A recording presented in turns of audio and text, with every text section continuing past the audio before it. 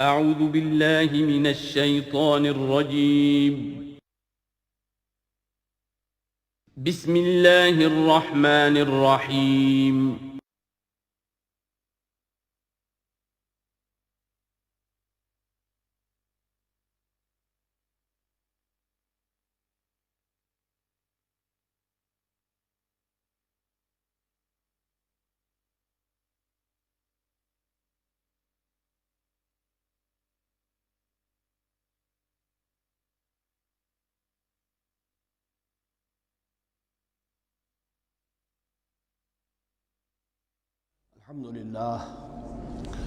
الحمد للہ وکفیٰ والصلاة والسلام علی عبادہ الذین اصطفیٰ اما بعد فاعوذ باللہ من الشیطان الرجیم بسم اللہ الرحمن الرحیم وَإِذْ قَالَ رَبُّكَ لِلْمَلَائِكَةِ إِنِّي جَاعِلٌ فِي الْأَرْضِ خَلِيفَةً قالوا وتجعل فيها من يفسد فيها ويسفك الدماء ونحن نسبح بحمدك ونقدس لك قال إني أعلم ما لا تعلمون صدق الله العظيم رب اشرح لي صدري ويسر لي أمري واحلل عقدة من لساني يفقهوا قولي۔ جیسا کہ میں نے عرض کیا تھا، سورہ بقرہ کے پہلے 4 رکوع نہایت اہم ہیں، نہایت جامع ہیں۔ پہلے 2 رکوعوں میں 3 قسم کے انسانوں کی وضاحت کی گئی، 3 قسم کے کردار کے نقشے کھینچ دیے گئے۔ تیسرے رکوع میں قرآن مجید کی دعوت کا خلاصہ آ گیا، توحید فی العقیدہ، توحید فی العمل، یعنی عبادت اللہ کی، ایمان بالرسالت، قرآن مجید کو منزل من اللہ کلام ماننا۔ اس میں اگر شک ہے تو جو بھی چیلنج تھا، اگر واقعتاً تمہیں شک ہے، حقیقت میں شک نہیں ہے، لیکن جیسا کہ تم کہہ رہے ہو کہ تمہیں شک ہے تو کوشش کرو اس کے مقابلے کی ایک صورت بنانا۔ پھر آخرت، جنت اور دوزخ، ان دونوں کا تذکرہ ہو گیا۔ پھر ایک خاص مسئلہ جو قرآن مجید کے اسلوب پر اعتراض کی شکل میں آیا کہ اس میں مچھر جیسی حقیر شے کا بھی تذکرہ ہے، اس کی حکمت بیان کر دی گئی کہ تشبیہ اور تمثیل میں ظاہر بات ہے کہ ممثل لہو اور ممثل بہی میں مناسبت چاہیے۔ جس چیز کے لیے تمثیل بیان کی جا رہی ہے، جس شے سے تمثیل بیان کی جا رہی ہے، ان میں مناسبت ہونی چاہیے، اس میں عظیم یا حقیر کا کوئی سوال نہیں۔ پھر یہ بات کہ جن لوگوں کے دلوں میں زیغ ہے، کجی ہے، وہ اس قرآن سے بھی ان کی ضلالت میں، گمراہی میں اضافہ ہوگا۔ جو لوگ طالب حق ہیں ان کو یہ قرآن مجید ہدایت دے گا۔ اور کن کو اللہ گمراہ کرتا ہے؟ جو سرکش ہے، جو نمبر 1 اللہ سے جو عہد کر کے دنیا میں آئے تھے اس کی خلاف ورزی کر رہے ہیں اور صلہ رحمی کے بجائے قطع رحمی کرتے ہیں۔ اس کے بعد ایک بہت اہم فلسفیانہ بات آ گئی، اور اسی کے ضمن میں میں نے اصل میں یہ ساری بات دہرائی ہے۔ میں نے کہا تھا کہ یہ بات واضح ہوگی آگے جا کر سورہ غافر میں۔ پھر ذہن میں لائیے کہ جب یہ سورت نازل ہوئی ہے، سورہ غافر نازل ہو چکی تھی، لہذا یہاں اجمالی تذکرہ ہے، وہاں تفصیلی تذکرہ ہے۔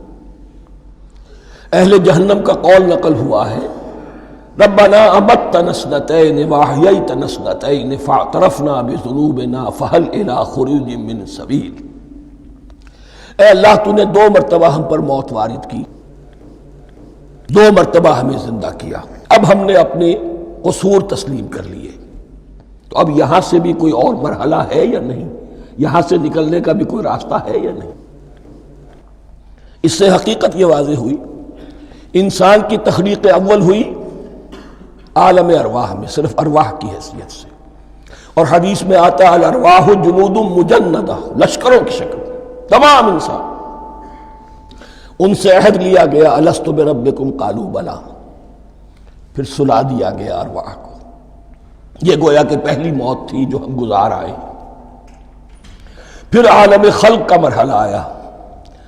عالم خلق میں یہ تناسل کے ذریعے سے رحم مادر میں جب ایک جنین تیار ہوتا ہے تو ایک حدیث ہے، حضرت عبداللہ ابن مسعود سے 4 مہینے کا جب جنین ہو جاتا ہے تو اس کے بعد وہ روح لا کر اس میں پھونک دی جاتی ہے.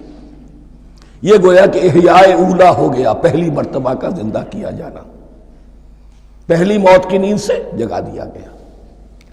اے تازہ واردان بساط ہوائے دل، اب ہم اس دنیا میں اس جسد کے ساتھ زندہ ہوئے، اب پھر موت آئے گی، جسد یہی چلا جائے گا جہاں سے آیا تھا، روح جہاں سے آئی تھی وہاں واپس جائے گی. ثم یمیتکم ثم یحییکم ثم الیہ ترجعون، پھر تمہیں اللہ کی طرف لوٹا دیا جائے گا.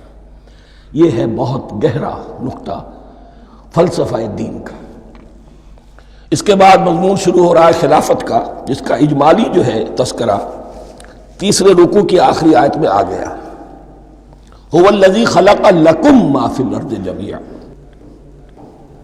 زمین میں جو کچھ ہے اے انسانوں تمہارے لیے پیدا کیا گیا. اسی کے ساتھ جڑتا ہوا مضمون اب خلافت کا آ رہا ہے. وَإِذْ قَالَ رَبُّكَ لِلْمَلَائِكَةِ إِنِّي جَاعِلٌ فِي الْأَرْضِ خَلِيفَةً، اور یاد کرو جب کہ کہا تھا تمہارے رب نے فرشتوں سے میں بنانے والا ہوں زمین میں ایک خلیفہ. اب خلیفہ کی حقیقت کو سمجھیے. خلیفہ کسے کہتے ہیں؟ نائب. عام طور پر لوگوں کو مغالطہ ہوتا ہے کہ خلیفہ جانشین جو ہے وہ تو کسی کے موت کے بعد ہوتا ہے، زندگی میں تو نہیں ہوتا.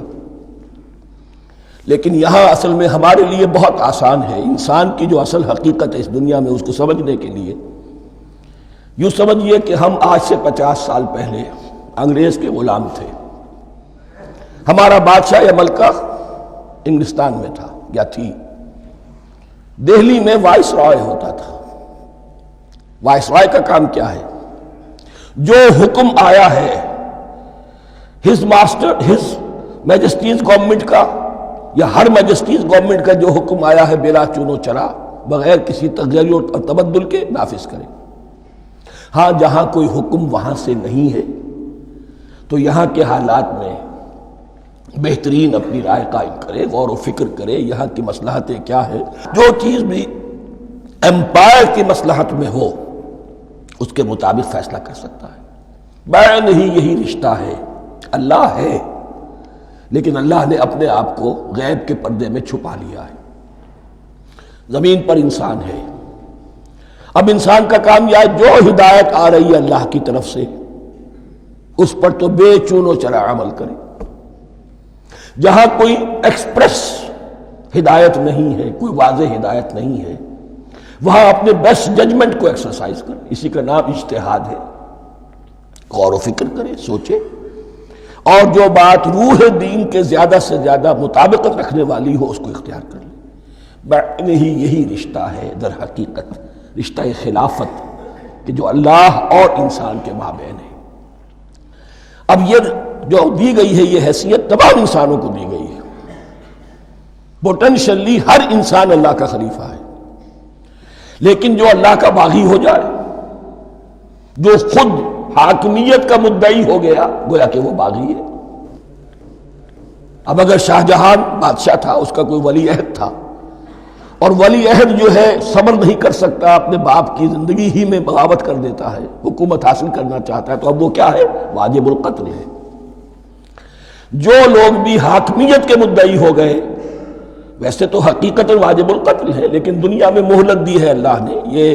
یہ دارالامتحان ہے، فوراً قتل نہیں کرتا، فوراً ختم نہیں کرتا. وَلَوْلَا كَلِمَةٌ سَبَقَتْ مِن رَبِّكَ إِلَىٰ أَجَلٍ مُّسَمًّى لَقُضِيَ بَيْنَهُمْ. اگر یہ پہلے بات طے نہ ہو چکی ہوتی، ایک وقت معین تک کے لیے انہیں مہلت اللہ نے نہ دی ہوتی تو اللہ فیصلہ چکا دیتا. لیکن مہلت دی ہے. لیکن کم سے کم اتنی سزا ملتی ہے کہ اب وہ خلافت کے حق سے محروم کر دیے گئے. گویا کہ اب خلافت دنیا میں ہوگی خلافت المسلمین. صرف وہی شخص کہ جو اللہ کو مانے اپنا حاکم مطلق وہ خلافت کا اہل ہے. تو یہ چند باتیں خلافت کی اصل حقیقت کے ضمن میں یہیں پر سمجھ لیجیے. وَإِذْ قَالَ رَبُّكَ لِلْمَلَائِكَةِ إِنِّي جَاعِلٌ فِي الْأَرْضِ خَلِيفَةً قَالُوا أَتَجْعَلُ فِيهَا مَن يُفْسِدُ فِيهَا وَيَسْفِكُ الدِّمَاءَ وَنَحْنُ نُسَبِّحُ بِحَمْدِكَ وَنُقَدِّسُ لَكَ. اور یاد کرو جب کہ تمہارے رب نے کہا تھا فرشتوں سے کہ میں زمین میں خلیفہ بنانے والا ہوں، تو انہوں نے کہا کہ کیا تو بنائے گا اس میں جو فساد مچائے گا اس میں اور خوریزی کرے گا؟ وَنَحْنُ نُسَبِّحُ بِحَمْدِكَ وَنُقَدِّسُ لَكَ، ہم آپ کی تسبیح اور تحمید اور آپ کی تقدیس میں لگے ہوئے ہیں۔ قَالَ إِنِّي أَعْلَمُ مَا لَا تَعْلَمُونَ، فرمایا میں جانتا ہوں جو تم نہیں جانتے۔ اب یہاں سوال پیدا ہوتا ہے کہ فرشتوں کو یہ گمان کیسے ہوا، یا یہ خیال کیسے ہوا؟ دو رائے ہیں اس میں۔ ایک تو یہ کہ انسان کی تخلیق سے پہلے اس دنیا میں جنات تھے، اور انہیں بھی کچھ اللہ نے تھوڑا سا اختیار دیا تھا، اور انہوں نے یہاں فساد مچایا۔ انہی پر قیاس کرتے ہوئے فرشتوں نے سمجھا کہ انسان بھی پھر زمین میں فساد مچائے گا، خوریزی کرے گا۔ ایک دوسری اصولی بات یہ کہی گئی ہے کہ خلافت کا لفظ جب استعمال ہوا تو اس کے معنی ہے کہ کوئی نہ کوئی اختیار بھی ملے گا۔ جنات کے بارے میں خلافت کا لفظ کہیں نہیں آیا، انسان کے بارے میں آ رہا ہے۔ خلیفہ بالکل بے اختیار نہیں ہوتا، جیسا کہ میں نے عرض کیا، جہاں واضح حکم ہے تو اس کی تو تنفیذ، جہاں نہیں ہے وہاں اپنی رائے سے جتنا بھی بہتر سے بہتر سوچ سکتا ہو انسان رائے قائم کرے۔ یہ اختیار جو ہے، ظاہر بات ہے جہاں اختیار ہوگا صحیح استعمال ہونے کا بھی امکان ہے، غلط استعمال ہونے کا بھی امکان ہے۔ اختیار تو بلکہ یہ کہ آپ کا پولیٹیکل سائنس کا تو ایکسیم یہ ہے، authority turns to corrupt and absolute authority corrupts absolutely۔ تو ٹینڈنسی کرپشن کی ہوتی ہے اختیار کے اندر۔ اس بنا پر انہوں نے قیاس کیا کہ اس میں فساد ہوگا، خوریزی ہوگی۔ اللہ تعالیٰ نے فرمایا اپنی حکمتوں سے میں خود واقف ہوں، میں کیوں بنا رہا ہوں یہ میں جانتا ہوں، تم نہیں جانتے۔ وَعَلَّمَ آدَمَ الْأَسْمَاءَ كُلَّهَا، اور اللہ نے سکھا دیے آدم کو تمام کے تمام نام۔ اب اس میں بھی ایک رائے تو یہ ہے، بلکہ اس میں تقریباً اجماع ہے مفسرین کا، کہ اس سے مراد ہے تمام اشیاء کے نام، اور تمام اشیاء کے نام سے مراد ہے ان کی حقیقت کا علم۔ ہیومن نالج جو ہے، اگر آپ اس کا تجزیہ کریں گے تو وہ یہی ہے کہ انسان ایک چیز کو پہچانتا ہے، پھر اس کے لیے ایک نام رکھتا ہے یا کوئی ٹرم اس کے لیے قائم کرتا ہے۔ اس نام یا ٹرم اور اس کے حوالے سے، اصطلاح کے حوالے سے بہت سے حقائق کو اپنے ذہن کے اندر محفوظ کرتا ہے۔ تو گویا کہ ان علمہ آدم الاسماء کلہا، تمام نام سکھا دیے کل مادی کائنات کے اندر جو کچھ وجود میں آنے والا تھا، ان سب کی حقیقت سے پوٹینشلی حضرت آدم کو آگاہ کر دیا۔ یہ پوٹینشل علم ہے، ہیومن نالج، جو ایکوائرڈ نالج ہے، جو انسان کو سم اور بسم اور اپنے اس دماغ کے کمپیوٹر کے ذریعے سے حاصل ہوتا ہے۔ ایک ہے ریویلڈ نالج جو اللہ وحی کے ذریعے سے بھیجتا ہے، ایک ہے ایکوائرڈ نالج، انسان خود علم حاصل کرتا ہے۔ اس نے آنکھوں سے دیکھا، کان سے سنا، نتیجہ نکالا، اور اس کمپیوٹر نے اس کو پروسیس کیا، اس نتیجے کو کہیں میموری کے اندر سٹور کر لیا۔ یہ کمپیوٹر ہے بہت بڑا۔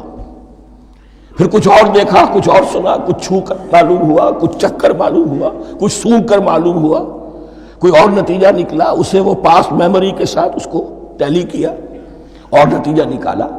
اس طرح رفتہ رفتہ ان السمع والبصر والفؤاد کل اولئک کان عنہ مسئولا، یہ ایکوائرڈ نالج تین چیزوں سے انسان کو حاصل ہو رہا ہے، سماعت، بصارت اور یہ عقل، جو فائدہ اخذ کرتی ہے، جو اس کو پروسیس کرتی ہے، اس تمام جو سینس ڈیٹا اس کو مہیا ہوتا ہے سینس آرگنز کے ذریعے سے۔ یہ علم ہے جو پوٹینشلی حضرت آدم کو دے دیا گیا۔ اس کی ایکسفولیشن ہو رہی ہے، اب درجہ بدرجہ وہ علم پھیل رہا ہے، بڑھ رہا ہے، اور بڑھتے بڑھتے کہاں تک پہنچے گا ہم کچھ نہیں کہہ سکتے۔ کہاں سے کہاں پہنچ گیا انسان۔ اس نصف صدی کے اندر علم انسانی میں جو ایکسپلوژن ہوا ہے، میں اور آپ اس کا تصور تک نہیں کر سکتے۔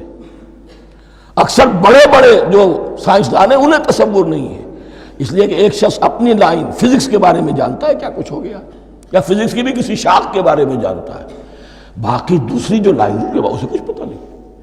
اسپیشلائزیشن کا دور ہے، لہذا جو ایکسپلوژن کہا جائے، دھماکہ ہوا ہے علم کا، اس کا کوئی اندازہ نہیں ہے ہمارے۔ اور کس تیزی کے ساتھ وہ چیز آگے بڑھ رہی ہے، کس تیزی کے ساتھ ایک چیز آج جو ایجاد ہوئی چند دنوں کے اندر اندر اس کے بعد اس کا نیا کوئی ورشن آ جاتا ہے اور یہ چیز جو ہے آبسولیٹ ہو جاتی ہے۔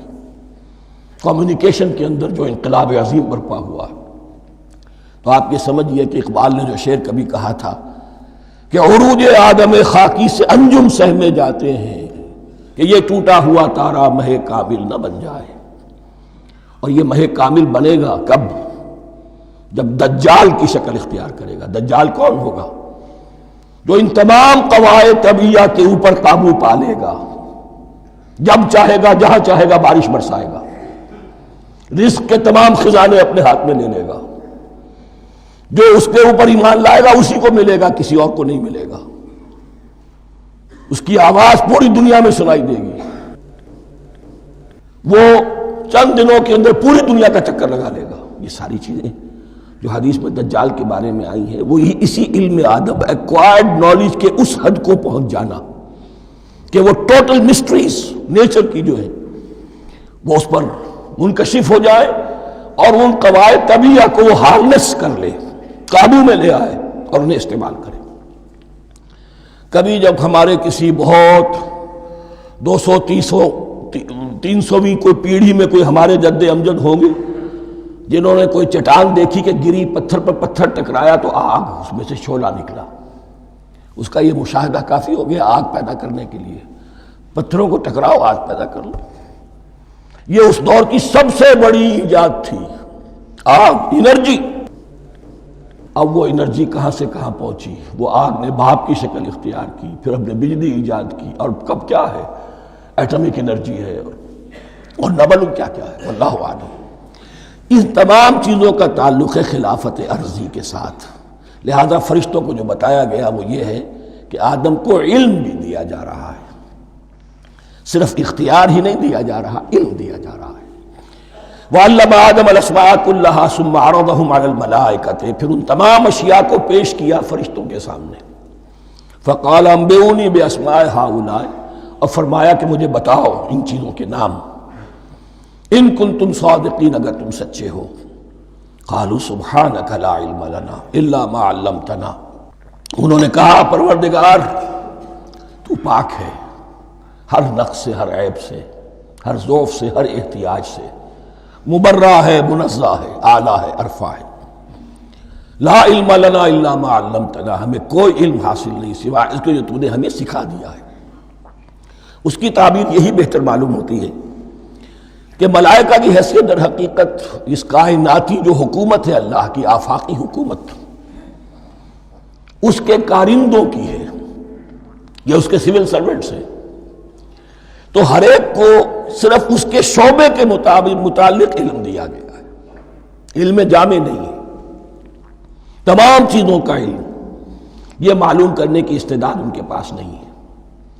کوئی فرشتہ فرض کیجئے بارش کے اوپر مامور ہے، کوئی پہاڑوں پر مامور ہے، جس کا ذکر سیرت میں آتا ہے کہ جب طائف میں حضور پر پتھراؤ ہوا ہے تو اس کے بعد ایک فرشتہ حاضر ہوا ہے کہ میں ملک الجبال ہوں، اللہ نے مجھے پہاڑوں پر مامور کیا ہوا ہے، آپ اگر فرمائیں تو جن لوگوں نے آپ کو ستایا ہے، یہ جو طائف جن دو پہاڑوں کے درمیان یہ وادی ہے، ان کو آپس میں ٹکرا دوں کہ یہ پس کر اور سرما بن جائے۔ آپ نے فرمایا نہیں، کیا عجب، اللہ تعالیٰ ان کی اگلی نسلوں کو ہدایت دے دے۔ تو فرشتے ہیں، کوئی پہاڑوں پر مامور ہے، کوئی کسی خدمت پر مامور ہے، ان کو علم دیا گیا ہے صرف انہی کی اپنی جو بھی فرائض منصبی ہیں ان کے شعبے سے متعلق، کل نہیں۔ جامعیت جو ہے علم کی وہ ہے کہ جو حضرت آدم علیہ السلام کو پوٹینشلی دے دی گئی اور جو اب بڑھتے بڑھتے ایک بہت جلاور درخت بن چکا۔ سبحانک لا علم لنا الا ما علمتنا انک انت العلیم الحکیم، یقیناً آپ ہی کی ذات ہے جو کل کے کل علم کی حامل ہے اور جس کے اوپر حکمت بھی، جس کی حکمت بھی کامل ہے، باقی تو ہر مخلوق میں سے ہر ایک کا علم ناقص رہے گا۔ العلیم، کل علم کا جاننے والا تو ہی ہے، الحکیم، کل حکمت وہ تو تیرے ہی پاس ہے۔ قال یا آدم انبئہم باسمائہم، اللہ نے فرمایا کہ آدم ان کو بتاؤ ان کے نام۔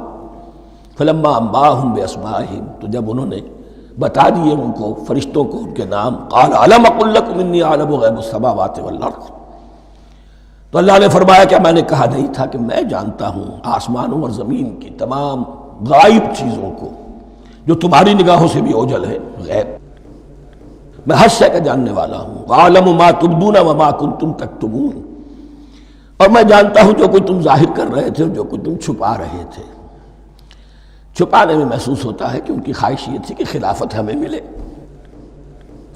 ہم خدام ادب ہیں، ہر وقت تسبیح و تحمید اور تقدیس میں مصروف ہیں، جو حکم ملتا ہے بجا لاتے ہیں. تو یہ خلافت کسی اور مخلوق کو کیوں ملے؟ یہاں صرف یہ اور بتا دوں کہ یہ چونکہ اب ایک تیسری مخلوق کا ذکر بھی بعد میں آئے گا. 3 صاحب تشخص مخلوقات ہیں اللہ کی. صاحب تشخص، صاحب شعور، جن میں میں کا شعور ہے. انا، میں. ایک ملائکہ ہیں، ان کی تخلیق نور سے ہوئی ہے. ایک انسان ہے جن کی تخلیق گارے سے ہوئی ہے. ایک جنات ہیں جن کی تخلیق آگ سے ہوئی ہے. باقی حیوانات ہیں، ان میں شعور تو ہے، خود شعور ہی نہیں ہے. Self consciousness, there is a world of difference between consciousness and self consciousness. انسان جب دیکھتا ہے تو اس کو یہ بھی معلوم ہے میں دیکھ رہا ہوں. کتا بلہ دیکھتا ہے، اسے یہ اندازہ نہیں ہوتا کہ میں دیکھ رہا ہوں. دیکھنے کا ایک نتیجہ ہے جو نکل آتا ہے، لیکن میں کا وجود نہیں ہے. یہ انا، سیلف، ایگو، یہ انسان میں ہے، جنات میں ہے، شعور میں اور فرشتوں میں ہے. ایک نوری مخلوق، ایک ناری مخلوق، ایک زمین کے اس کرسٹ میں یہ جو مٹی اور گارے، مٹی اور پانی کا جو ملغوبہ ہے گارے کی شکل میں، اس سے بنا ہے. قال يا آدم انبئهم بأسمائهم فلما انبأهم بأسمائهم قال ألم أقل لكم إني أعلم غيب السماوات والأرض وأعلم ما تبدون وما كنتم تكتمون وإذ قلنا للملائكة اسجدوا لآدم فسجدوا إلا إبليس. اور یاد کرو جب کہ ہم نے کہا فرشتوں سے سجدہ کرو سب کے سب آدم کو، جھک جاؤ آدم کے سامنے. فسجدوا، ان سب نے سجدہ کیا. الا ابلیس، سوائے ابلیس کے. پہلی بات تو یہ سمجھیے کہ تمام ملائکہ کے سجدے کی ضرورت کیا تھی. کیا یہ صرف تعظیماً تھا؟ اور تعظیماً اگر تھا تو کیا آدم خاکی کی تعظیم تھی یا کسی اور شے کی تعظیم تھی؟ مکی صورتوں میں یہ بات 2 جگہ واضح کی گئی ہے. فَإِذَا سَوَّيْتُهُ وَنَفَخْتُ فِيهِ مِن رُوحِي فَقَعُوا لَهُ سَاجِدِينَ. جب میں اس آدم کی تخلیق مکمل کر لوں اور اس میں اپنی روح میں سے پھونک دوں تب گر پڑنا اس کے سامنے سجدے میں. تعظیم اگر ہے تو آدم خاکی کی نہیں ہے، اس کے اندر جو ڈیوائن ایلیمنٹ ہے، جو ڈیوائن سپارک ہے، جو روح ربانی ہے، میری روح، اس کی ہے. اور نمبر 2، اس کی حکمت کیا ہے، علت کیا ہے، غرض و غایت کیا ہے؟ جیسا کہ میں نے عرض کیا، اس کائنات کی اس حکومت کے کارندے تو وہ ہیں. خلیفہ بنایا جا رہا انسان کو، جب تک یہ ساری سول سروس اس کے تابع نہ ہو خلافت کیسے کرے گا؟ دیکھیے میں جانا چاہتا ہوں، چوری کرنے کے لیے جانا چاہتا ہوں، راستے میں کتنے فیکٹرز ہوں گے، کتنے فزیکل فینومینا ہوں گے. میں چلنا چاہتا ہوں، میں زمین کو دھکیلتا ہوں، زمین مجھے دھکیلتی ہے، زمین مجھے نہ دھکیلے تو میں کیسے چلوں گا؟ یہ پوری کائنات جو ہے، یہ جب ہم کوئی ارادہ کرتے ہیں اور کوئی فعل کرتے ہیں تو اس فعل کے پورے ہونے میں، اس کے ظہور میں نہ معلوم کون کون سے ایلیمنٹس ہیں، کون کون سی فورسز آف دی نیچر ہیں جو ہمارے ساتھ موافقت کرتی ہے تو ہم وہ کام کر سکتے ہیں. اور ان سب پر فرشتے مامور ہیں، ہر ایک کی اپنی ڈومین ہے. اگر وہ تابع نہ ہوں تو خلافت کی کوئی معنی نہیں. خلافت دی گئی ہے، یہ ادھر جانا چاہتا ہے جانے دو، یہ نماز کے لیے مسجد میں جانا چاہتا ہے جانے دو، یہ چوری کے لیے نکلا ہے نکلنے دو. اس لیے کہ اس کو جو اختیار دیا گیا ہے، اس کے اختیار کے استعمال میں یہ تمام جو قوتیں ہیں وہ اس کے ساتھ موافقت کرتی ہیں، تب اس کا کوئی ارادہ وہ اچھا ہو یا برا وہ پایہ تکمیل کو پہنچ سکتا ہے۔ یہ گویا کہ سبارڈینیشن اس کے لیے سمبل کہ تمام فرشتوں کو جھکا دیا گیا۔ البتہ اس آیت میں ایک مغالطہ پیدا ہوتا ہے، الا ابلیس، سوائے ابلیس کے۔ مغالطہ یہ پیدا ہوتا ہے کہ شاید وہ بھی فرشتہ تھا، اس لیے کہ حکم تو فرشتوں کو دیا گیا تھا۔ پھر نوٹ کیجئے اس سے پہلے، بہت پہلے سورہ کہف نازل ہو چکی ہے، اور سورہ کہف میں فرما دیا گیا ہے کان من الجن ففسق عن امر ربی، وہ جن تھا پس اس نے سرکشی کی اپنے رب کے حکم سے۔ فرشتے کی شان یہ نہیں ہے، وہ اللہ کے کسی حکم کی سرتابی نہیں کرتا۔ لا یعصون اللہ ما امرہم ویفعلون ما یؤمرون، وہ اللہ کے کسی حکم کی نافرمانی نہیں کرتے اور جو حکم ملتا ہے بجا لاتے ہیں۔ یہ جنات کے اندر اختیار تھا، جیسے اختیار انسانوں کو دیا گیا ہے۔ جنات میں نیک بھی ہیں، بد بھی ہیں، اعلیٰ بھی ہیں، ادنا بھی ہیں، جیسے انسانوں میں۔ لیکن یہ عزازیل جو جن تھا، علم اور عبادت دونوں کے اعتبار سے بہت بلند ہو گیا تھا، اور یہ فرشتوں کا یوں سمجھیے کہ ہم نشین، فرشتوں کے ساتھ اس طور سے شامل، جیسے بہت سے انسان بھی اگر اپنی بندگی میں، زہد میں، عبادت میں، نیکی میں ترقی کریں تو ان کا ملائے اعلیٰ کے ساتھ، عالم ارواح کے ساتھ، عالم ملائکہ کے ساتھ ایک رابطہ قائم ہوتا ہے۔ اسی طریقے سے وہ جو عزازیل تھا، جن ہونے کے باوجود اپنی نیکی، عبادت، پارسائی اور اپنے علم میں فرشتوں سے بہت آگے تھا، اس لیے معلم الملکوت کی شکل اختیار کر چکا تھا۔ اس کو اپنی زوم تھا، یہ بات جیسا کہ میں نے عرض کیا 7 مرتبہ قرآن میں یہ بات آئی ہے، قصہ ابلیس و آدم، کہ فرشتوں کو حکم ہوا کہ سجدہ کرو، سب جھک گئے، ابلیس نے سجدے سے انکار کر دی 7 مرتبہ۔ یہ 7ویں مرتبہ ہے جو ہم پڑھ رہے ہیں، مصحف میں پہلی مرتبہ آ رہا ہے، ترتیب نزول میں 7ویں مرتبہ آ رہا ہے۔ یہ آدم و ابلیس کا قصہ اس سے آگے سورہ اعراف میں آئے گا، پھر سورہ ہجر میں آئے گا، سورہ بنی اسرائیل میں آئے گا، سورہ کہف میں آئے گا، سورہ طٰہٰ میں آئے گا، سورہ صاد میں آئے گا، 6 مرتبہ مکی قرآن میں، 1 مرتبہ یہاں۔ تو یہاں اشارہ نہیں کیا، اس لیے مغالطہ ہو سکتا ہے، لیکن یہ کہ سورہ کہف میں آپ کو بتا چکا ہوں کان من الجن ففسق عن امر ربی، اس نے اپنے رب کے حکم سے سرتابی۔ ابلیس اس کا صفاتی نام ہے اب، اس لیے کہ اب لسیبلسو کے معنی ہوتے ہیں مایوس ہو جانا۔ یہ اللہ کی رحمت سے بالکل مایوس ہے، اور مایوس جو ہو جائے وہ شیطان ہو جاتا ہے۔ اب میرا تو چھٹکارا نہیں ہے، جتنوں کو برباد کر سکوں کروں،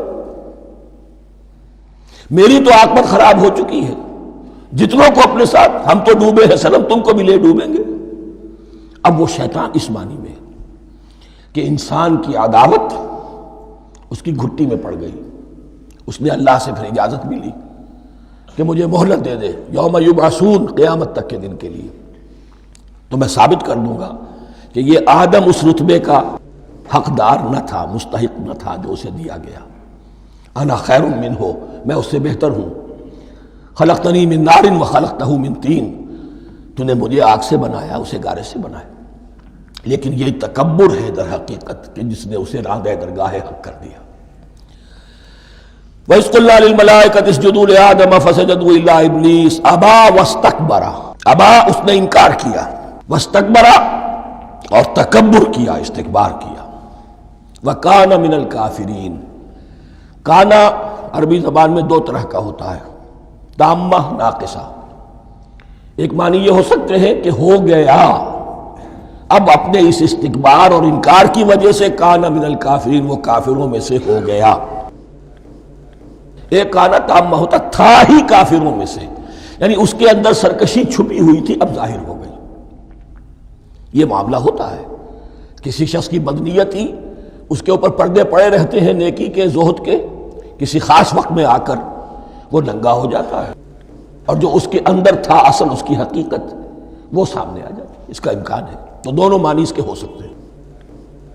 وَقُلْنَا يَا آدَمُ اسْكُنْ أَنْتَ وَزَوْجُكَ الْجَنَّةَ، اور ہم نے کہا کہ اے آدم رہو تم اور تمہاری بیوی جنت میں۔ اب یہ جنت کون سی ہے؟ اکثر حضرات کے نام کر کے نزدیک یہ جنت کہیں آسمان ہی میں تھی، آسمان ہی میں حضرت آدم کی تخلیق ہوئی۔ البتہ یہ سب مانتے ہیں کہ ایک وہ جنت الفردوس جو ہے جس میں جانے کے بعد پھر واپس نکلنے کا کوئی امکان نہیں، یہ وہ جنت نہیں ہے جس میں کہ آخرت میں لوگوں کو جا کر داخل ہونا ہے، اس میں داخل ہونے والے کے نکلنے کا کوئی امکان نہیں۔ ایک رائے یہ بھی ہے، میرا رجحان اس رائے کی طرف ہے، تخلیق آدم اسی زمین پر ہوئی ہے۔ وہ جن مراحل سے گزری ہے تخلیق وہ ایک علیحدہ مسئلہ ہے۔ بایولوجی اور وحی دونوں اس پر متفق ہیں کہ مٹی سے، کرسٹ آف دی ارتھ سے انسان بنا ہے، اس پر اتفاق ہے، قرآن کا بھی اور بایولوجی کا بھی، جدید علم الحیوانات کا بھی، علم الحیات کا۔ سٹیجز کیا ہیں اس میں اختلاف ہو سکتا ہے، اس کو چھوڑ دیجئے، وہ اس وقت کا بحث نہیں۔ یہی کسی اونچے مقام پر کوئی سرسبز و شاداب علاقہ تھا جہاں حضرت آدم کو رکھا گیا، جہاں ہر طرح کے میوے تھے، ہر شے، لا تظمأ فیہا ولا تضحیٰ، نہ اس میں بھوک لگے گی نہ دھوپ تمہیں ستائے گی، ہر طرح کی چیز تمہیں فراہم ہے۔ وہاں رکھے گئے ہیں صرف ایک ڈیمانسٹریشن کے لیے کہ انہیں نظر آ جائے کہ شیطان میرا دشمن ہے، وہ مجھے ورغلائے گا، طرح طرح سے میرے اندر وسوسہ اندازی کرے گا، میرے اور میری اولاد کے، صرف ایک ڈیمانسٹریشن۔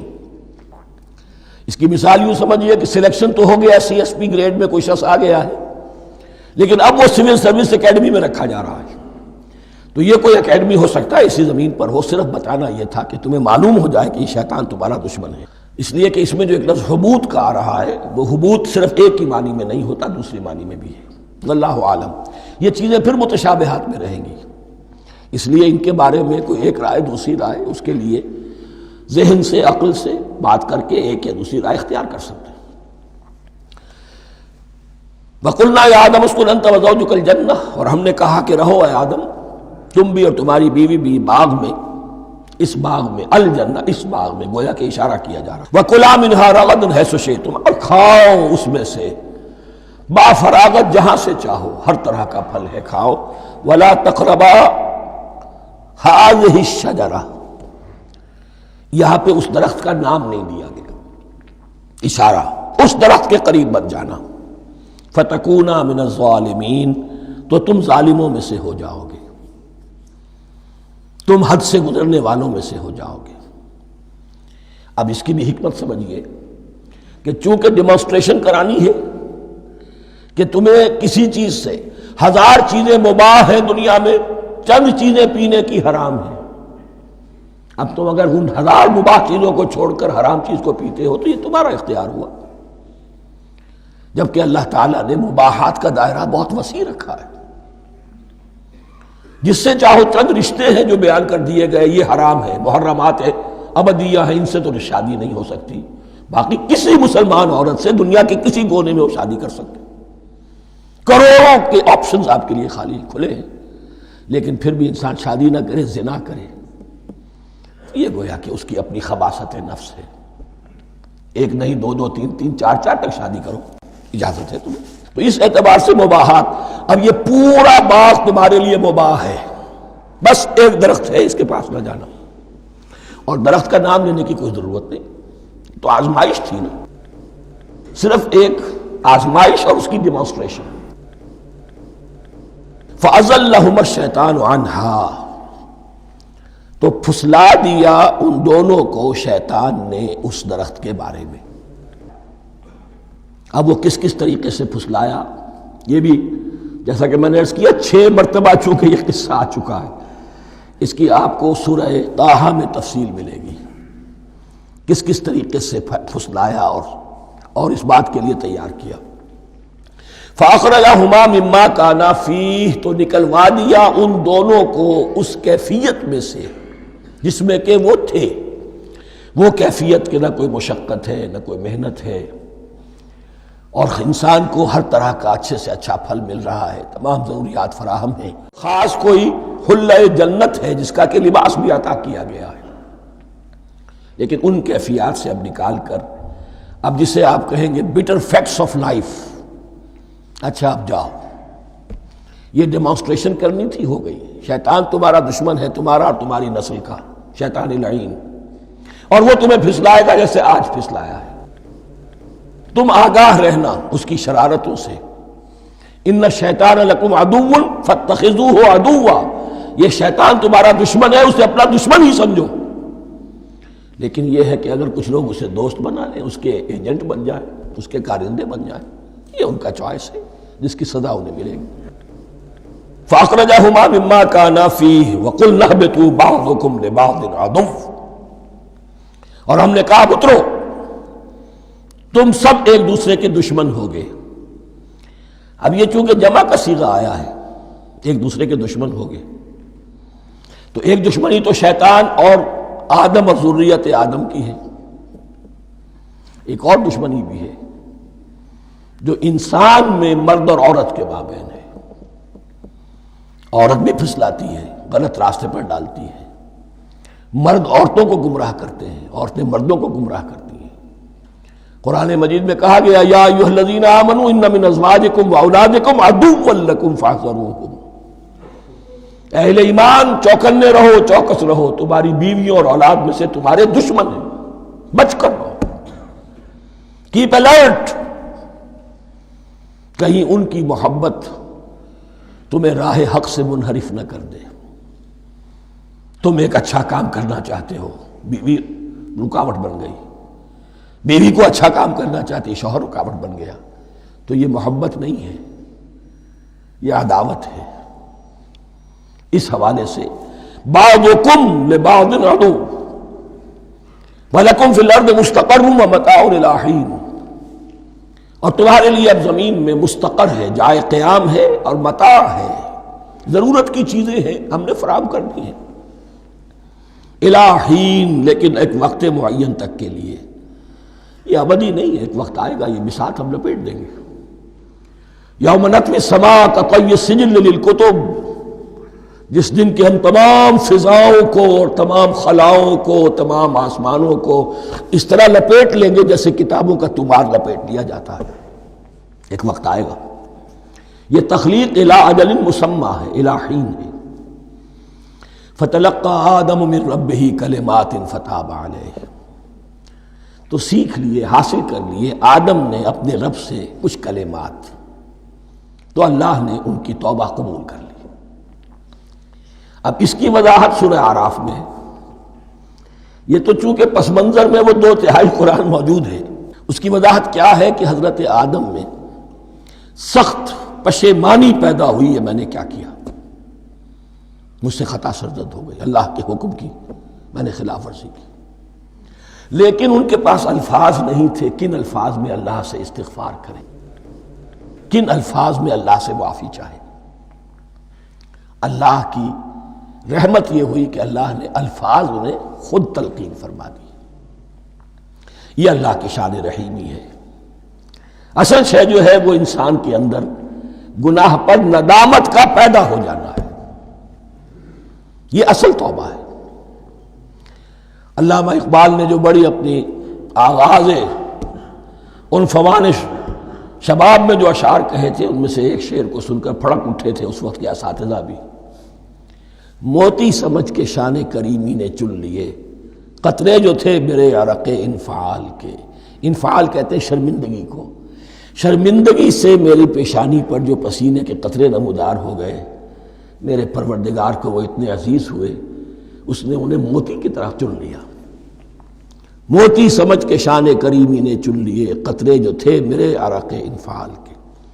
تو فتلقى آدم من ربہ کلمات، ان پر پچھتاوا ہوا، ندامت ہوئی، اللہ نے انہیں الفاظ، وہ الفاظ کیا تھے وہ سورہ اعراف میں ہیں، ربنا ظلمنا انفسنا وان لم تغفر لنا وترحمنا لنکونن من الخاسرین، اے اللہ ہم نے اپنی جانوں پر ظلم کیا ہے، اور اگر تو نے ہمیں بخش نہ دیا اور رحم نہ فرمایا تو ہم تو خسارہ والوں میں ہو جائیں گے، تباہ ہو جائیں گے، برباد ہو جائیں گے۔ یہی پر فوری تقابل موجود ہے۔ غلطی ابلیس سے بھی ہوئی، حکم سے سرتابی ہوئی، لیکن اس پر ندامت نہیں ہوئی، تکبر کی بنا پر اور اکڑ گیا، انا خیر منہ۔ غلطی آدم سے بھی ہوئی، نافرمانی ہوئی، لیکن اس پر پشیمان ہوئے اور توبہ کی۔ وہ شیطنت ہے، یہ آدمیت ہے، ورنہ کوئی انسان گناہ سے اور معصیت سے مبرہ نہیں ہے۔ حضور کی ایک حدیث ہے، کل بنی آدم کلکم خطاؤون، کل بنی آدم خطاؤون وخیر الخطائین التوابون۔ آدم کے تمام اولاد، تمام انسان خطا کار ہیں، ان خطا کاروں میں بہتر وہ ہیں، اچھے وہ ہیں جو توبہ کرتے ہیں۔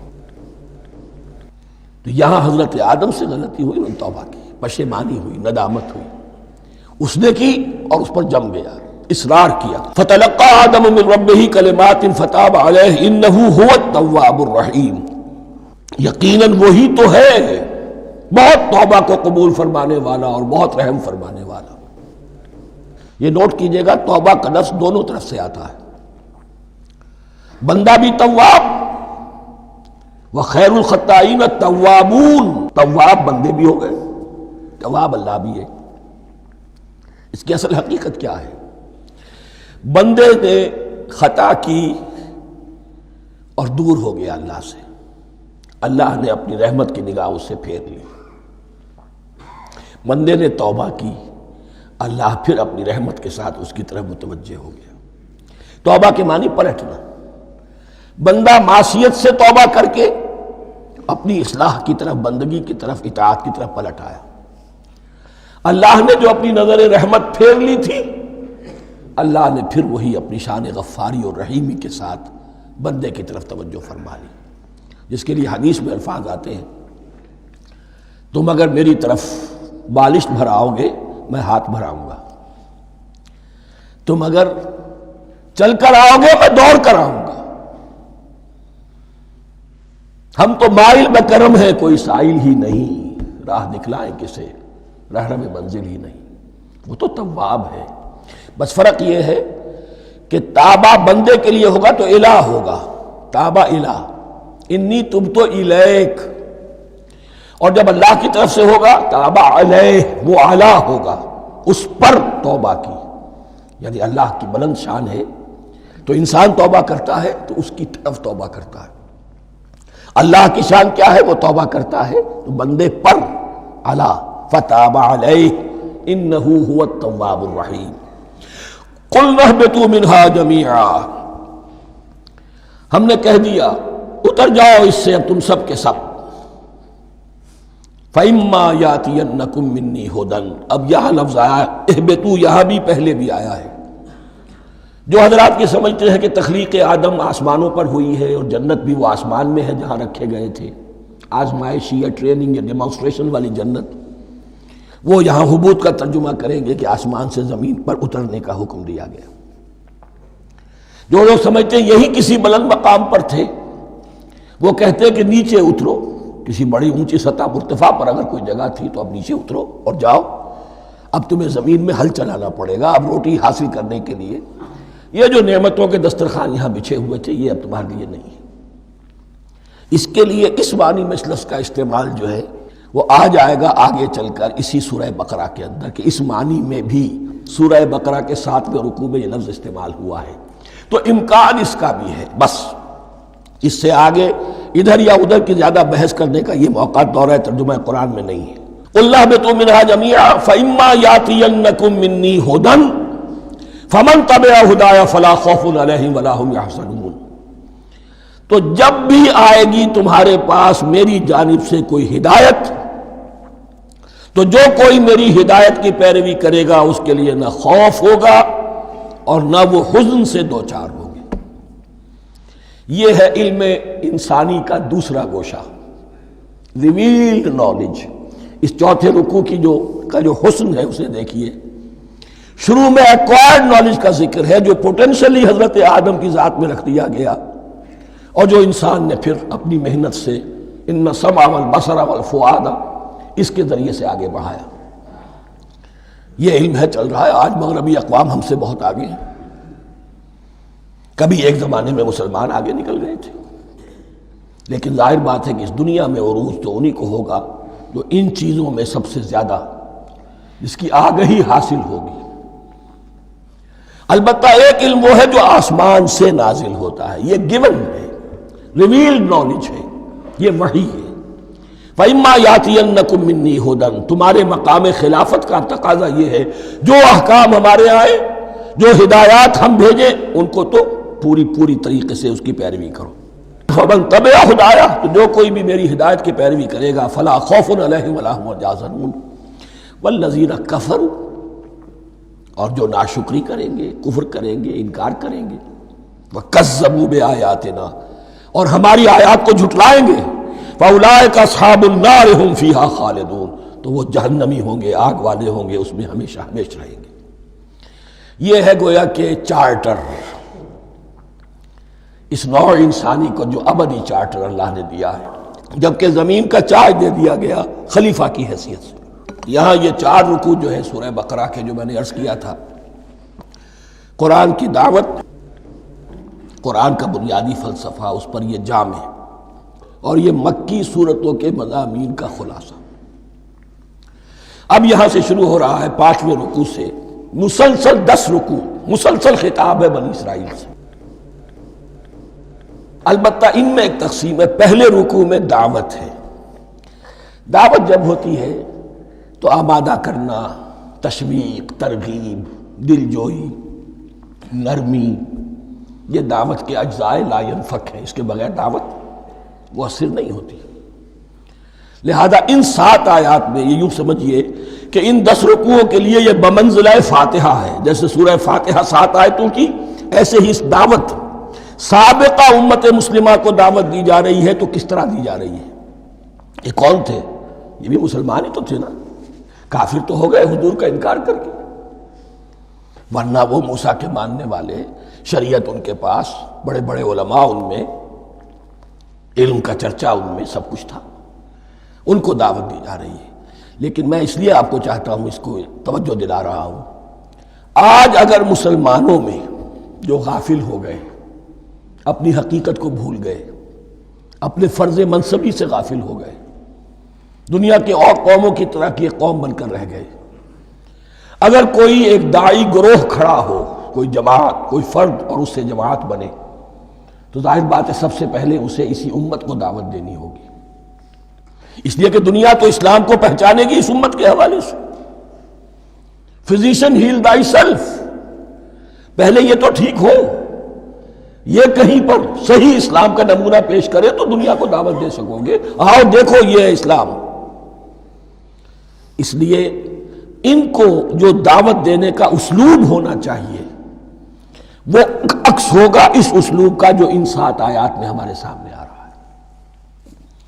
یا بنی اسرائیل اذکروا نعمتی التی انعمت علیکم، اے بنی اسرائیل، اسرائیل کو سمجھ لیجئے یہ مرکب لفظ ہے، اسر اسی سے اسیر بنا ہے، اسیر جو کسی کا قیدی ہوتا ہے، ایل عبرانی میں اللہ کے لیے ہے، اور اسرائیل کا ترجمہ ہے عبداللہ، اللہ کا غلام، اللہ کے ساتھ بندھا ہوا اس کی اطاعت کے قلاتے کے اندر۔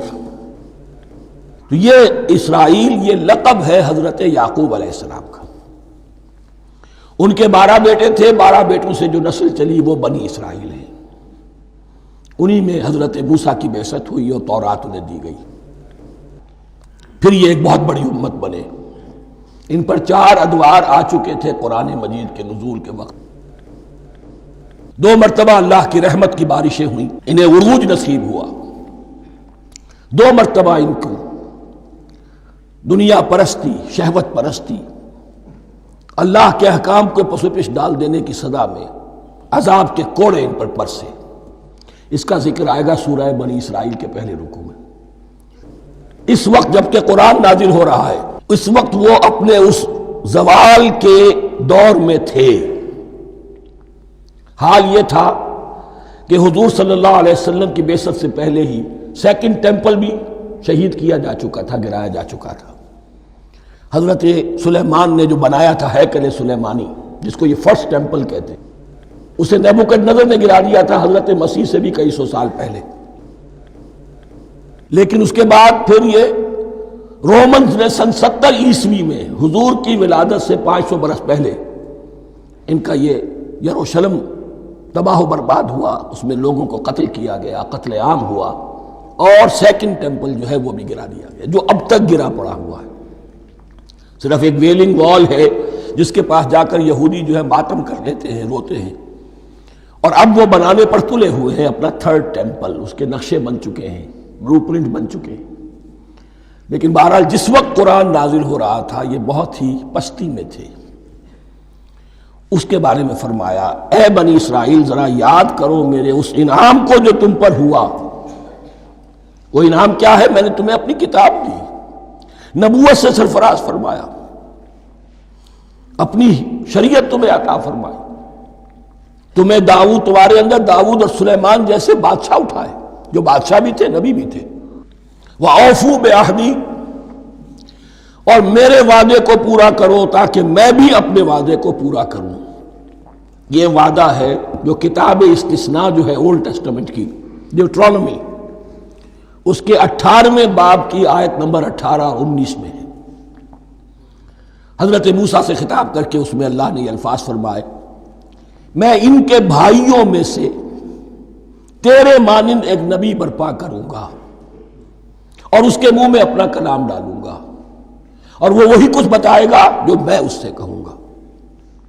یہ گویا کہ حضرت موسیٰ علیہ السلام کی امت کو بتایا جا رہا تھا کہ نبی آخر الزماں آئیں گے اور تمہیں انہیں قبول کرنا ہے۔ قرآن مجید میں اس کا بڑا تفصیلی ذکر سورہ اعراف میں آئے گا انشاءاللہ، لیکن یہاں فرمایا اوفوا بعہدی اوف بعہدکم، تم میرا عہد پیرا پورا کرو، میرے اس نبی کو تسلیم کرو، اس پر ایمان لاؤ، اس پر کی صدا پر لبیک کہو، تو میں تمہیں میرے انعام و اکرام اور بڑھتے چلے جائیں گے۔ وَإِيَّايَ فَارْهَبُونَ، اور صرف مجھ سے ڈرو۔ وَآمِنُوا بِمَا أَنزَلْتُ مُصَدِّقًا لِمَا مَعَكُمْ، اور ایمان لاؤ اس پر جو میں نے نازل کیا ہے، جو تمہارے پاس جو تورات ہے اس کی تصدیق کرتے ہوئے آیا ہے۔ اس کے دو معنی ہے، ایک تو قرآن تصدیق کرتا ہے تورات کی اور انجیل کی، فیہا ھدی ونور، فیہ ھدی ونور، اور دوسرے یہ کہ قرآن اور محمد صلی اللہ علیہ وسلم ان پیشین گوئیوں کے مصداق بن کر آئے ہیں جو تورات میں تھی، ورنہ وہ پیشین گوئیاں جھوٹی ثابت ہوتی۔ ان کے مصداق کون ہے؟ قرآن اور محمد صلی اللہ علیہ وسلم، یہ دونوں معنی اس کے ہیں۔ وَآمِنُوا بِمَا أَنزَلْتُ مُصَدِّقًا لِمَا مَعَكُمْ وَلَا تَكُونُوا أَوَّلَ كَافِرٍ بِهِ، اور دیکھو تم ہی سب سے پہلے ان کا کفر کرنے والے نہ بن جاؤ۔ تمہیں تو سب کچھ معلوم تھا، تم تو منتظر تھے، تم تو آخری نبی کے انتظار میں تھے اور ان کے حوالے سے دعائیں کیا کرتے تھے کہ اللہ اس نبی آخر الزمان کے واسطے سے ہماری مدد فرما اور کافروں کے مقابلے میں ہمیں فتح عطا فرما۔ یہ آئے گا آگے چل کر اسی سورہ بقرہ کے اندر۔ لیکن اب تم ہی سب سے بڑھ کر کافر ہو گئے، تم ہی سب سے بڑھ کر دشمن ہو گئے۔ وَلَا تَكُونُوا أَوَّلَ كَافِرٍ بِهِ وَلَا تَشْتَرُوا بِآيَاتِي ثَمَنًا قَلِيلًا، اور دیکھو میری ان آیات کے عوض حقیر سی قیمت قبول نہ کرو۔ یہ آیات الہیہ ہیں، ان کو رد کر رہے ہو، کس لیے؟ ہماری مسندیں، ہماری حیثیت، ہماری چودراہٹیں، کہیں ان پر کوئی آنچ نہ آ جائے۔ حقیر سی چیزیں، یہ صرف اس دنیا کا سامان ہے، اس کے سوا کچھ نہیں۔ وَلَا تَشْتَرُوا بِآيَاتِي ثَمَنًا قَلِيلًا وَإِيَّايَ فَاتَّقُونِ، اور صرف مجھ سے تقوی اختیار کرو، میرا تقوی اختیار کرو۔ وَلَا تَلْبِسُوا الْحَقَّ بِالْبَاطِلِ وَتَكْتُمُوا الْحَقَّ وَأَنْتُمْ تَعْلَمُونَ، اور نہ گڈمڈ کرو حق کے ساتھ باطل کو، اور مت چھپاؤ حق کو، درا حالے کہ تم جانتے ہو۔ یہ بات اچھی طرح نوٹ کرنی ہے، جانتے بوجھتے کرنا، ایک ہے مغالطے میں کرنا، وہ ضلالت ہے، گمراہی ہے۔ ایک جان بوجھ کر کرنا، حق کو پہچان کر اسے رد کرنا، یہ پھر اللہ تعالیٰ کے غضب کو دعوت دینا ہے، ریت آف اللہ، اس کے غضب کو دعوت دینا ہے کہ حق کو پہچان کر اس کی نفی کی جائے۔ وَأَنْتُمْ تَعْلَمُونَ، علماء یہود قرآن مجید میں آگے چل کر آئے گا، ایسے پہچانتے تھے محمد کو اور قرآن کو جیسے اپنے بیٹوں کو، یعرفونہ کما یعرفون ابناہم، ایسے پہچانتے جیسے اپنے بیٹوں۔ وَأَقِیمُوا الصَّلَاةَ وَآتُوا الزَّکَاۃَ، دیکھو نماز قائم کرو، زکوٰۃ ادا کرو، وَارْکَعُوا مَعَ الرَّاکِعِینَ، اور جھکنے والوں کے ساتھ جھکو۔ یہ اول تو رکوع کو انہوں نے اپنے ہاں سے خارج کر دیا تھا، ثانیاً باجماعت نماز ان کے ہاں ختم ہو گئی تھی۔ وَارْکَعُوا مَعَ الرَّاکِعِینَ، جماعت باجماعت نماز کی طرف اشارہ ہے۔ أَتَأْمُرُونَ النَّاسَ بِالْبِرِّ وَتَنْسَوْنَ أَنفُسَكُمْ، کیا تم لوگوں کو نیکی کا حکم دیتے ہو، تقویٰ کی، پارسائی کی تعلیم دیتے ہو؟ میں کہہ رہا ہوں نا کہ اصل میں مخاطب کون ہے؟ علماء یہود۔ اس آیت سے ثابت ہو گیا عالم ہمارا بھی جب بھی کھڑا ہوگا اونچے سے اونچا آواز کہے گا، اعلیٰ سے اعلیٰ بات کہے گا۔ اکثر و بیشتر کا حال یہ ہے کہ ان کا اپنا کردار دیکھیے تو کوئی مناسبت ہی نہیں اس سے کہ جو وہ بات کہہ رہا ہے، جو لوگوں کو دعوت دے رہا ہے اس پر خود عمل نہیں۔ تو یہی در حقیقت علماء یہود کا کردار بن چکا تھا۔ أَتَأْمُرُونَ النَّاسَ بِالْبِرِّ وَتَنْسَوْنَ أَنفُسَكُمْ، کیا تم لوگوں کو نیکی کا حکم دیتے ہو اور خود اپنے آپ کو بھول جاتے ہو؟ وَأَنْتُمْ تَتْلُونَ الْكِتَابَ، اور یہ سب کچھ تم کر رہے ہو اس حال میں کہ کتاب پڑھتے بھی ہو، تورات پڑھتے ہو، صاحب تورات ہو۔ ہمارے بھی بہت سے علماء کا، علماء سو جنہیں ہم کہتے ہیں، حال یہ ہو چکا ہے، خود بدلتے نہیں قرآن کو بدل دیتے ہیں، ہوئے کس درجہ فقیہان حرم بے توفیق۔ جو صورتحال ہے صرف قرآن کا متن بچا ہوا ہے، اس کے مفہوم میں، اس کی تفسیر میں، اس کے ترجمے میں تو تحریفیں موجود ہیں، بڑی بڑی تحریفیں موجود ہیں، متن بچا ہوا ہے، وہ اس لیے کہ اللہ تعالیٰ نے اس کی حفاظت کا ذمہ لیا ہے۔ وَاسْتَعِینُوا بِالصَّبْرِ وَالصَّلَاةِ، اور مدد حاصل کرو دو چیزوں سے، صبر اور نماز۔ یہ صبر کا لفظ یہاں پر بہت قیمتی ہے، بہت بامانی ہے۔ علماء سو کیوں وجود میں آتے ہیں؟ جب وہ دنیا کے کتے بن جائیں گے تو وہ دین کو بدنام کرنے والے ہوں گے۔ بظاہر دینی مناسب ہیں لیکن اصل میں ان کے پردے میں دنیا داری کی جا رہی ہے، صبر نہیں۔ بس صبر کے ساتھ اور نماز کے ساتھ، اس لیے کہ آپ صحیح راستے پر آئیں گے۔ اگر کوئی عالم دین لوگوں پر تنقید کرے گا، لولا ینہاہم الربانیون والاحبار، کیوں نہیں روکتے ان کے علماء اور ان کے اولیاء اور صوفیاء ان کو حرام کھانے سے اور جھوٹ بولنے سے؟ اگر کوئی شخص روکے گا اس کو پھر نذرانے تو نہیں ملیں گے، اس کی خدمتیں تو نہیں ہوگی۔ اگر تو دنیا میں صبر اختیار کرنا ہے تب تو آپ حق بات کہہ سکتے ہیں، اور اگر دنیاوی ایمبیشنز ہیں تو پھر آپ کو کہیں نہ کہیں کمپرومائز کرنا پڑے گا۔ وَاسْتَعِینُوا بِالصَّبْرِ وَالصَّلَاةِ، صبر اور نماز۔ وَإِنَّهَا لَكَبِیرَةٌ، اور یقیناً یہ بہت بھاری شے ہے، بہت بھاری شے ہے۔ عام طور پر خیال یہ ہے کہ انہا کی ضمیر صرف صلاۃ کی طرف جاتی ہے، نماز بہت بھاری ہے۔ ایک رائے یہ ہے کہ نہیں، یہ پورے طرز عمل کی طرف جا رہی ہے۔ یہ طرز عمل کہ خود صبر کرو، اس دنیا میں صبر کرو، دنیا اور دنیا کے متعلقات میں کم سے کم پر قانے ہو جاؤ، اور حق کا بول بالا کرنے کے لیے میدان میں آ جاؤ۔ یہ طرز عمل، اور اس میں پھر نماز، الصلاۃ عماد الدین۔ وَإِنَّهَا لَكَبِيرَةٌ إِلَّا عَلَى الْخَاشِعِينَ، یہ یقیناً بہت بھاری چیز ہے، یہ روش، یہ رویہ بھی بہت بھاری اور نماز بھی بہت بھاری ہے، سوائے ان خشوع رکھنے والوں کے، ڈرنے والوں کے، جن کے دل جھک گئے ہیں اللہ کے سامنے۔ الذین یظنون انہم ملاقو ربہم، جنہیں یہ یقین ہے کہ انہیں اپنے رب سے ملاقات کرنی ہے، جیسا کہ میں نے شروع میں توجہ دلائی تھی، وبالآخرۃ ہم یوقنون، یہ ایمان بالآخرت ہے جو انسان کو سیدھا رکھتا ہے عمل کے میدان میں۔ الذین یظنون انہم ملاقو ربہم وانہم الیہ راجعون، اور جنہیں یہ یقین ہے کہ بالآخر اسی کی طرف ہمیں لوٹنا ہے۔ بارک اللہ لی ولکم فی القرآن العظیم ونفعنی وإیاکم بالآیات والذکر الحکیم۔